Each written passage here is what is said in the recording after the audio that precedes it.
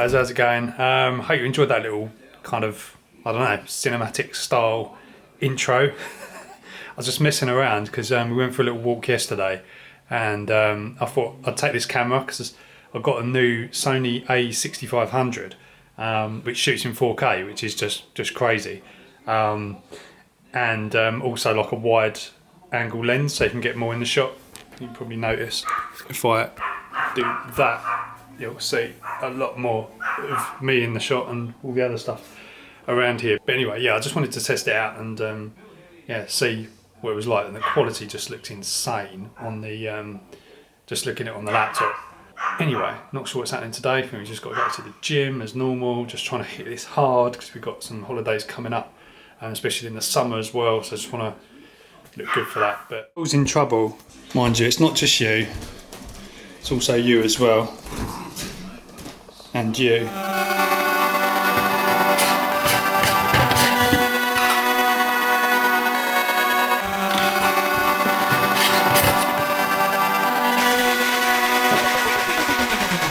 Right guys, back from the gym now. Pretty good little workout. We had something to eat over there as well, and they've got like this new menu, and it's got like loads of vegan options and vegetarian options on there, like alongside the normal like meat stuff that they do. So that's quite unusual. Like normally you sort of go somewhere and you're kind of like having to mix and match things or take off certain things off of dishes, but you know, it's really good. They've got I had like a butternut squash curry, which is just, yeah, it's amazing, really nice. But anyway, what I want to do now is I'm going to show you the camera. So I'm going to flip back to the other one and show you what I've actually been filming on, yeah, up until now basically. Right, so this is a new camera, guys. It's called the Sony A6500, and it's basically like a smaller version of the full frame A7S, A7R Mark II. So it's ultra compact. You know, it uses APS-C lenses, so you can, you know, change to all the different lenses that Sony do. And it records in 4K as well, which is pretty remarkable. There's lots of different frame rate settings as well for all the other modes, like normal HD, it goes up to like 120 frames a second. So for slow mos and things like that, it's absolutely fantastic. But the main thing about this camera is the quality of the video. It is absolutely outstanding. Some of the samples and stuff that I watched before getting this, just, you know, it's a world apart. Maybe on YouTube you probably wouldn't notice, you know, too much, because obviously the YouTube platform does kind of, you know, do a lot of funky things to the video stream, and you might not always be seeing it at the full rate. But even so, for sort of professional work and some of the kind of you know, more filmy like shots that I've been doing, I think this is going to be really great. So I've got a wide angle lens on here. It's the 10 to 18 millimeter Sony stabilized lens. The other thing about this camera is it's actually got inbuilt in-body stabilization. It's called IBIS. Sony called it IBIS, and it's basically like a 3-axis or 5-axis. I don't know, one of the two. It's basically got stabilization built into the camera, and then it's also got optical stabilization on the lens as well. Now, I don't know how this is working in practice. I'm trying lots of different things at the moment. So some of the footage, obviously, you saw before, you know, some of it actually kind of looks like, you know, you are seeing some vibrations there. But I think what you've got to bear in mind is it's actually quite, because it's quite a small camera, you are actually, you know, you've got quite a small sensor area in there. So, you know, this stabilization can only do so much. So I think generally, you know, it's looking like it works. You can definitely notice the difference when you turn it off. But you know, you shouldn't expect miracles with these things if you're kind of, you know, like now I'm actually holding the camera and you can probably see it kind of going up and down a little bit, but you know, it's for YouTube vlogs and stuff like that, it's going to be absolutely fine. And if you want to put it on a gimbal, then it's small enough to actually put on a gimbal as well, so you're not going to be struggling with having like a massive DSLR camera and trying to find the gimbal big enough to actually carry it around. But you know, as you know, I've been doing videos for a little while, and I'm kind of, you know, moving forward and stepping up and trying to, you know, make some more kind of film-like stuff, especially with the e-bike video and that sort of stuff. So yeah, hopefully this is going to be a good kind of investment on that side of things. So if you've come across this video and you're thinking about getting one of these cameras, at the moment I can highly recommend it. But what I will say is go and check this guy out, Martin Heilbronn, I think his name is, and he's basically done this video best video settings for the A6500, and it's fantastic. It's really, really worth watching. It's helped me out tons because there's a lot of settings in here in this camera, and they're not always kind of laid out in the most obvious way.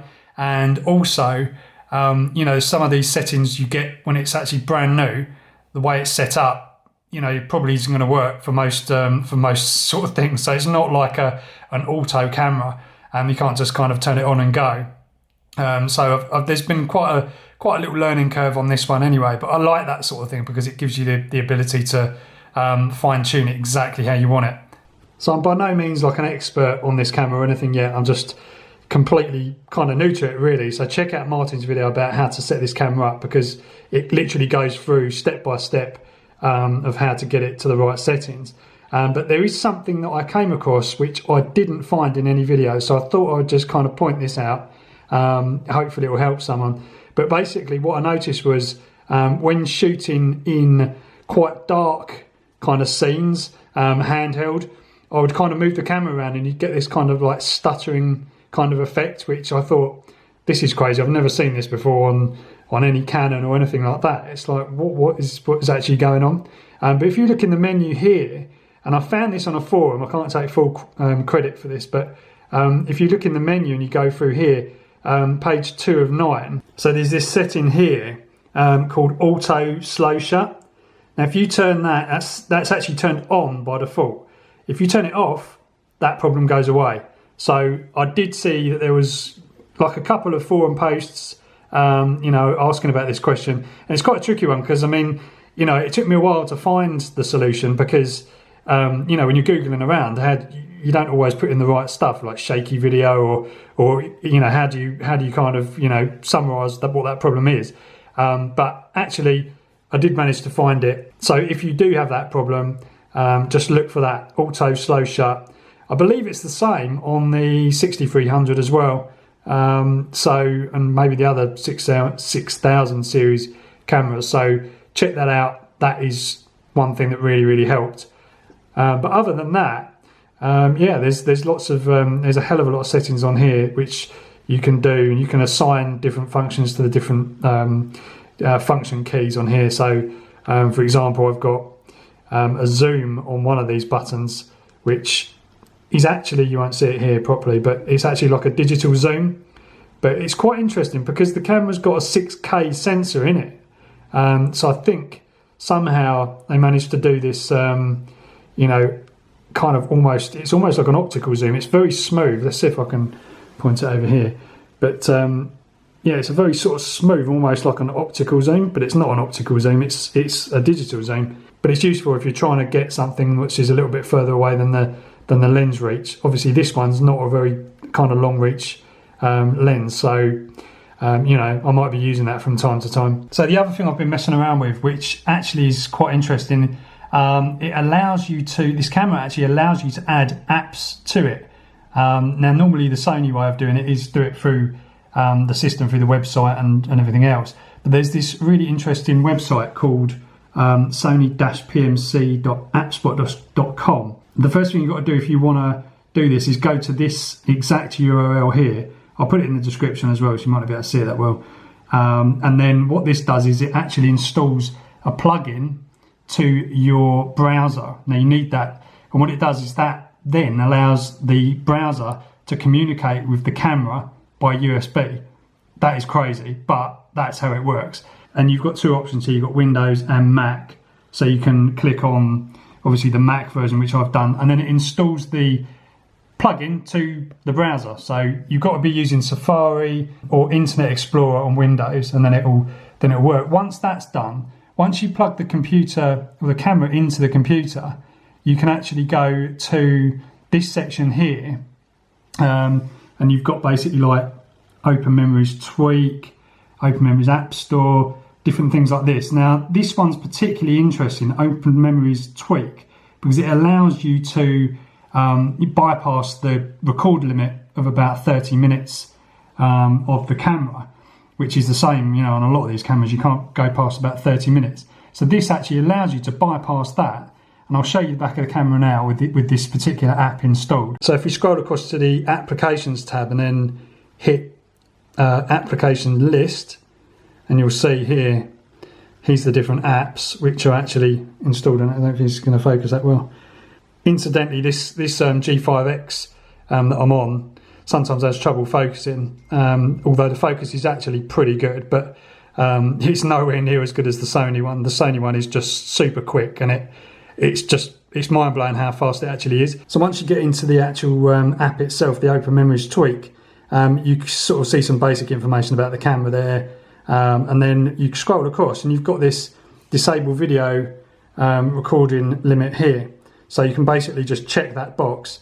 I haven't done it on this at the moment, but yeah, that will just completely go past the limit. So it'll go past 29 minutes. I think somebody's done some tests on this and to see, because the camera does get pretty warm on 4K recording, but it's a lot better on this 6500, I think, than some of the earlier versions. They've kind of changed some extra bits, but it does get a little warm. But we're still in winter here, so we'll have to see how it kind of goes once it gets a bit warmer. There's other tabs on here, like different languages. This one's an interesting one here. Disable PAL Ntsc selector warning.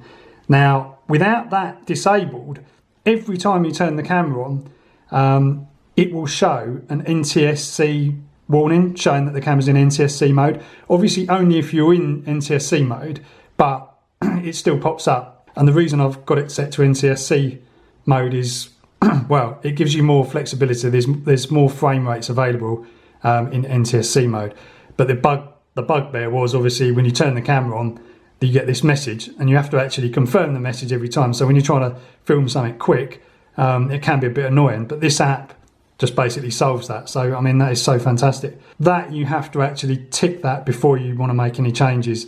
Otherwise, you won't be able to sort of make any changes on there. But I mean, just the ability to change settings like this on a camera like this is pretty gold, in my opinion, because it means that more people are going to develop stuff potentially later on. There's these open source sort of apps here, but also on Sony's website there is lots of different apps for doing things like time lapses and all sorts of things. So this is the Sony website I've been talking about, Play Memories, cameraapps.com. And yeah, basically, if you go to this website, it allows you to download different apps. So you've got, these are like official ones, and you've got things like time lapse, angle shift for time lapse, which is really cool, motion blur. There was another really cool one as well, which, yeah, this one, light trail. I haven't installed any of these yet, but I'm definitely going to involve myself in these, because things like that's just going to be great.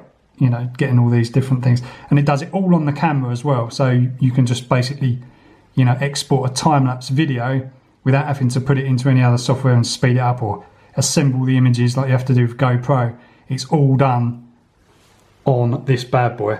So guys, I hope you haven't found this video too boring. I do get carried away when I go technical, but hopefully it's been interesting anyway to those that are looking at this particular camera or trying to find out more about these kind of mirrorless cameras. They're just unbelievable. But yeah, normal service will be resumed soon. Got some more vlogs coming up, and we've got a couple of trips coming up as well. One imminently, Copenhagen. So yeah, looking forward to that. It's going to be awesome. Hopefully we'll be able to check out this Öresund bridge as well, which kind of goes from Copenhagen over to Malmo, I think, in Sweden. So yeah, I'm not sure if we're going to go over it, but yeah, I'll definitely be able to get the drone out and have a look at that. It's going to be quite cool. Anyway, thanks for watching, and I'll catch you again soon.